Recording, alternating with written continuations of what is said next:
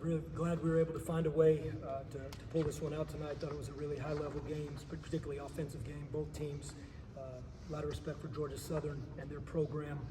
We knew what kind of difficult home opener this would be. We were fully aware. We know their players, their coaching staff, and obviously we had a little bit of adversity with injuries. Without Trevi LeBeau tonight, and Jay Woodard goes down. But really proud of how this team found a way to execute late game, being out of position, making adjustments on the fly. I thought that was a big deal, and we were able to find a way to pull it out. Coach, what does Gio bring to this team this year, knowing that you guys are looking for a spurt and an extra spark, especially on offense? Yeah, well, Gio brings so much to this team, and he knows that we're playing through him. I thought he did a fantastic job tonight, set the tone right from the jump. And when you start looking at things like 17-9, I mean, that looks great, obviously. But it's the extra possessions he kept getting us. It is, and I haven't even looked at this yet, but I know I will be very happy about this, getting fouled 6 times. I mean, drawing 6 fouls. That is big. I mean, when you can do that and keep getting extra possessions in. Defensively, the rim being in there, a big body in the rim, as we talked about, we haven't had that before. And we got to get so much better defensively. But just his paint presence, as we've talked about before, was really big for us. Gio, can you just describe being out there for the first time in real game action with a lot of new guys, a lot of moving parts, and how you guys pulled this one out? Yeah, no, it felt amazing.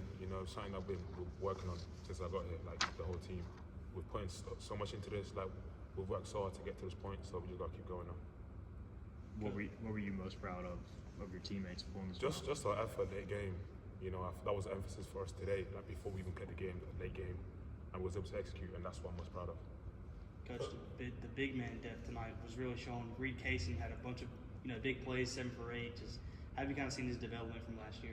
Yeah, Reed has worked his tail off, and I love seeing that emotion come out of him tonight because he works so hard every day, and he's got such a high care factor for his work and this team. He loves this team, and he played within himself, and he played very aggressive tonight. And that's what we want from Reed. But that whole front court of Gio, Reed, Eli.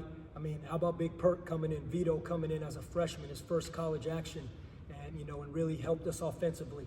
Again, we have a lot of things we got to fix defensively, and we will, because part of playing big is, hey, how you going to guard these spread teams that drive the ball that are smaller? So we made an adjustment in the second half, and we really made an adjustment when Jay went down, and we went to 4 guards. But that's part of the game. That's coaching. That's part of the game. And you asked Gio a question, what was he most proud of? Well, it's very clear our whole team was proud of guys stepping up. We worked today on fouling up 3.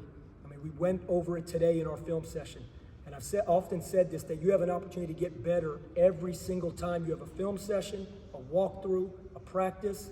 And you know what? Our guys took the film session today and carried it right over. Doesn't mean everything else was perfect afterwards, but they executed fouling up 3, and it ended up helping us.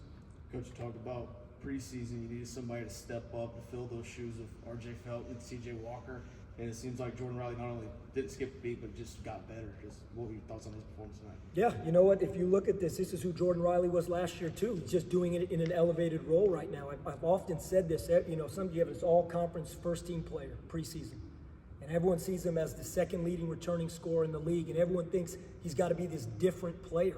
He doesn't. He has to be the same great player that he was last year. He's just doing it in a bigger role. He doesn't have to do different things. He has to do more of what he does great. Just do it more volume of it. And you know what? If you look at it, Jordan Riley was a heck of a defender last year. I think he led the conference in steals. Well, he started tonight with 6 steals. You look at offensive rebounds. I've really challenged Jordan to offensive rebound in practice this last week. He gets 4 offensive rebounds. Gio gets 5. Those are huge. 9 offensive rebounds between 2 players. And so Jordan just has to continue to get better at what he is one of the very best in the country at. Coach, with so many new faces, it wasn't always pretty in this one, but to be able to pull it out, what does that say about this new group? All wins are pretty. I'll say that first. All wins, because winning is really hard. But to your point, absolutely for this reason. One, we had guys playing out of position because we had to. That's what injuries do. We have no Trevi LeBeau, a senior that we're really counting on, and Jay goes down. So that's number one. Next, you have freshmen that stepped up, a junior college player that stepped up, and even Tybo and Isaiah, as young guys, they don't have heavy experience. They're both sophomores. Reed, sophomore. Eli DeLaurier, I just heard this on the radio and I had no idea. Those are Eli's first free throw attempts. And I'm still questioning if that's accurate or not, but I can't believe that those are his first free throw attempts of his career. Point being is a lot of guys had to step up and do things for the first time. You know what? But they jumped on this guy's back and Jordan's back, and everyone rallied, and you find a way to get it done. Gio, I mean, you played, a lot of college basketball at different levels. I mean, how much do you kind of rely on the experience you've had in other places when you're in a tight game, in a phone booth like this and got to find a way to win? Yeah, no, I rely on it a lot. But also just relied on my teammates today. Just give me the extra knowledge that I'm good. Mr. Vito, I'm good. I foul someone, I'm good. That kind of gave me that extra motivation to keep going because they had my back today. Coach, what do you guys could have scheduled anyone for this opener, but to get a pretty win like this where you really had to work for it, what do you think this team learns from having to go through a game like that? Yeah, great question. How hard it is to win. I mean, we go up 10, the building's electric, there's great energy in there. Teams aren't going to stop playing. They're not stopping, and we're not going to stop playing. This is what makes college basketball so great. You don't get 100 games or 82 games in this and you just go to the next one, the next. No, every game is going till the end, and if we got to play 45 minutes or 50 minutes or 55, whatever it may be, that's what makes it fun. And I thought these guys did a great job of that tonight, just playing till the end. Again, it's not about being perfect. And we talked about that today.